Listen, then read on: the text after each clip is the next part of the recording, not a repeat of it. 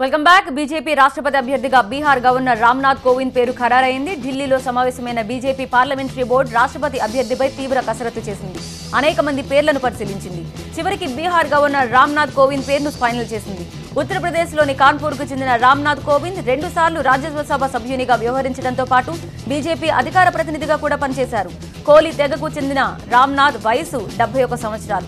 1999 నుండి 2002 మధ్యకాలంలో ఆయన దళిత మోర్చాకు నేతృత్వం వహించారు. 16 సంవత్సరాల పాటు సుప్రీంకోర్టు న్యాయవాదిగా పనిచేశారు.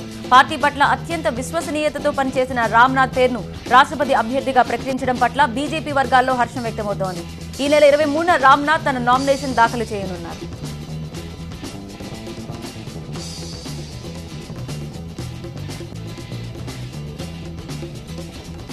మరోవైపు బీజేపీ నేతలు కాంగ్రెస్, సమాజ్వాదీ, బహుజన సమాజ్వాదీ పార్టీ, సిపిఎం, సిపిఐతో పాటు పలు పార్టీల నేతలతో చర్చలు జరుపనున్నారు.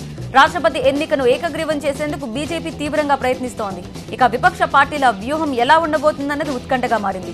తమ అభ్యర్థిని బరిలో దింపాలా లేదా అన్న విషయంపై 22వ తేదీన విపక్ష పార్టీలు సమావేశమవుతున్నాయి. కాగా నామినేషన్ల దాఖలుకు ఈ నెల 28న చివరి తేదీ. నామినేషన్ల ఉపసంహరణకు చివరి తేదీ జూలై 1. వచ్చే నెల 17న రాష్ట్రపతి ఎన్నిక నిర్వహిస్తారు. జూలై 20న ఫలితాలు వెల్లడిస్తారు.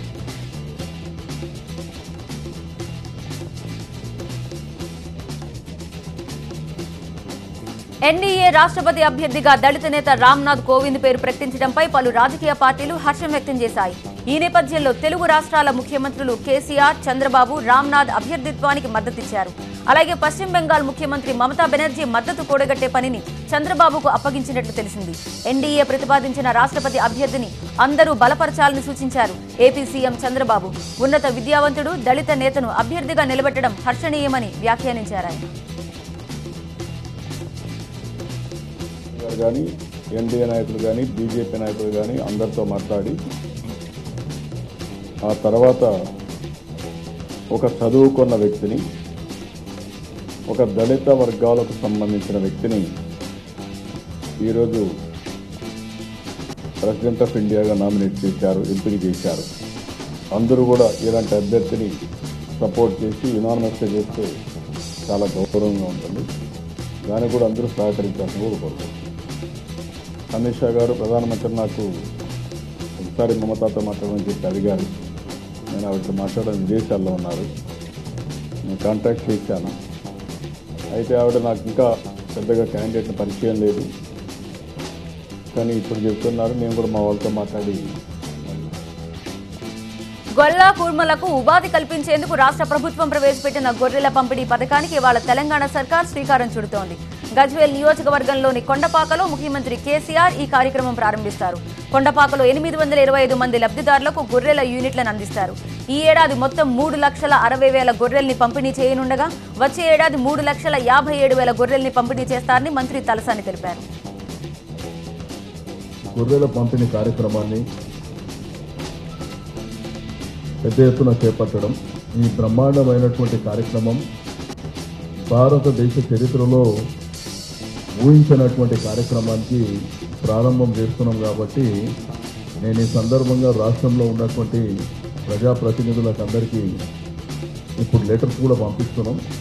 అందరూ భాగస్వామ్యమై దీన్ని బ్రహ్మాండంగా చేయాలని నేను ఈ సందర్భంగా.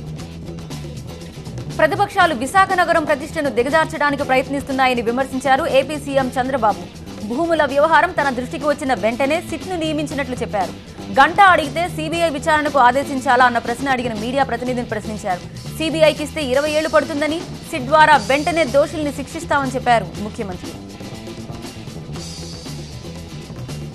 ఎక్కడైతే విశాఖపట్నంలో జరిగిందో ఆ విశాఖపట్నంలో జరిగిన దానిపైన చాలా స్పష్టంగా నా నోటీస్కి వస్తానే తెచ్చేసాం, రికార్డ్స్ తెప్పించాం. 276 ఎకరాలు ఏం జరిగింది అక్కడ రికార్డ్స్లో వీళ్ళు రాసుకున్నారు. ట్రాన్సాక్షన్ జరగలేదు, ఎక్కడ లిటిగేషన్ లేకుండా నేను చేస్తామంటే వీళ్ళు పోయి ఆ సిటీ యొక్క ప్రతిష్ట దెబ్బతీయాలి. ఎవరికి ఎవిడెన్స్ ఇవ్వండి, సిట్కి ఇవ్వండి, ఎవరు ఎన్క్వైరీ అలాంటి దగ్గర నా దగ్గర ఎవిడెన్స్ ఉంది ఏమంటే నేను సర్జెన్స్ తీసుకుంటా, ఎవరైనా వదిలిపెట్టాను. అది వదిలిపెట్టి ఏదో కథలు మాట్లాడుతూ ఉంటే దొంగ అని అల్టిమేట్లీ వచ్చే నెల 8, 9 తేదీల్లో నిర్వహించే పార్టీ ప్లీనరీపై వైసీపీ అధినేత జగన్ పార్టీ నేతలతో చర్చలు జరిపారు. ప్లీనరీలో ప్రవేశపెట్టాల్సిన అంశాలు, తీర్మానాలపై చర్చించారు. ఈ నెల 22న వైజాగ్లో భూ కుంభకోణాలపై మహాధర్నా నిర్వహిస్తున్నట్లు బొత్స సత్యనారాయణ తెలిపారు. అన్ని పార్టీలు ఈ ధర్నాలో భాగస్వామ్యం కావాలని కోరారు.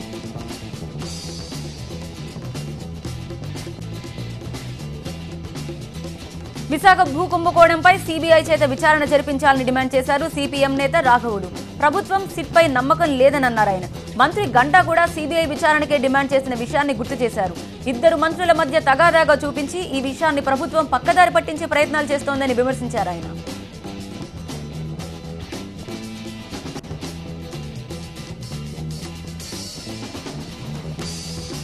సబ్ రిజిస్ట్రార్ వెంకయ్య నాయుడు అక్రమాస్తులు చూసి అధికారుల మైండ్ బ్లాక్ అవుతోంది. విశాఖలోని 6, తిరుపతిలోని 3 చోట్ల వెంకయ్యకు చెందిన స్థావరాల్లో ఏసీబీ అధికారులు సోదాలు నిర్వహించారు.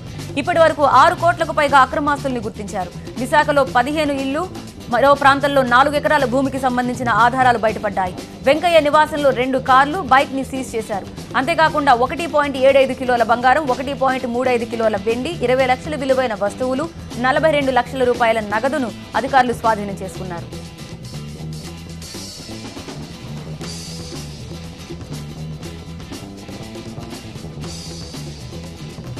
చూస్తూనే ఉండండి టీవీ 9.